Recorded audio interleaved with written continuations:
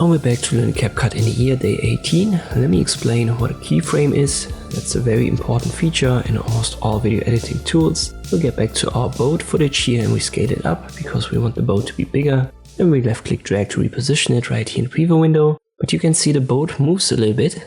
So in some frames it's in center where we want it to be.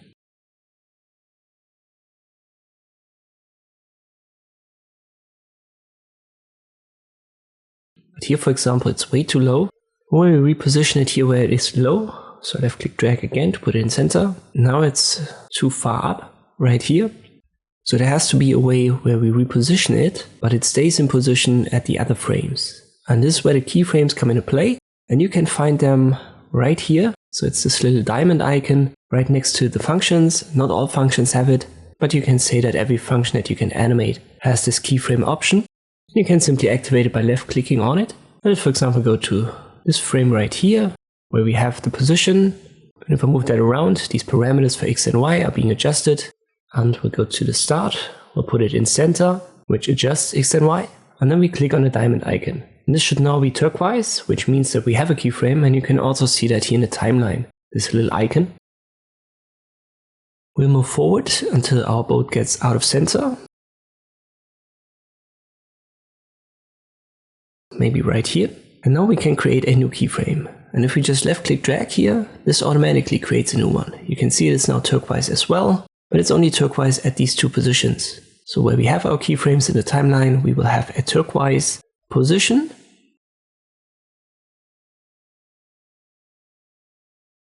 Let me play it again and then watch the values for X and Y. So they're gradually adjusted. And that's what I mean by being animated. So wherever you place these keyframes, you can animate the specific parameter in between.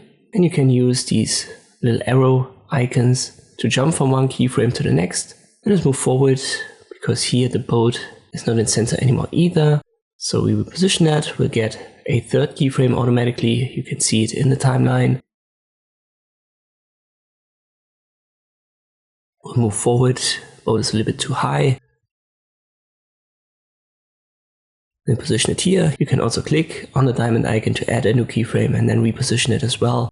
I go to the end, I reposition it, that gives me another keyframe automatically.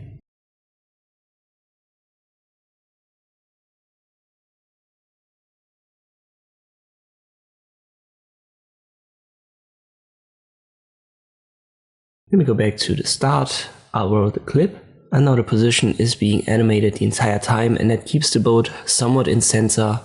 Obviously, depending on where you set your keyframes and how you animate it, this is going to be a better or worse result.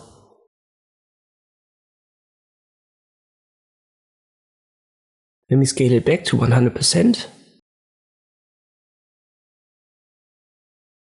And then I roll it once more, and you can see the outer edges of our frame and how that moves. So this is the animation that we've created using these keyframes. It constantly repositions the X and Y.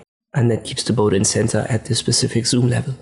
We're going to encounter keyframes a lot, especially when we create more intermediate, more advanced effects. If you follow my CapCut playlist, you're going to get a hang of it pretty quickly. Hope this video was helpful, thank you for watching, and I'll see you next time.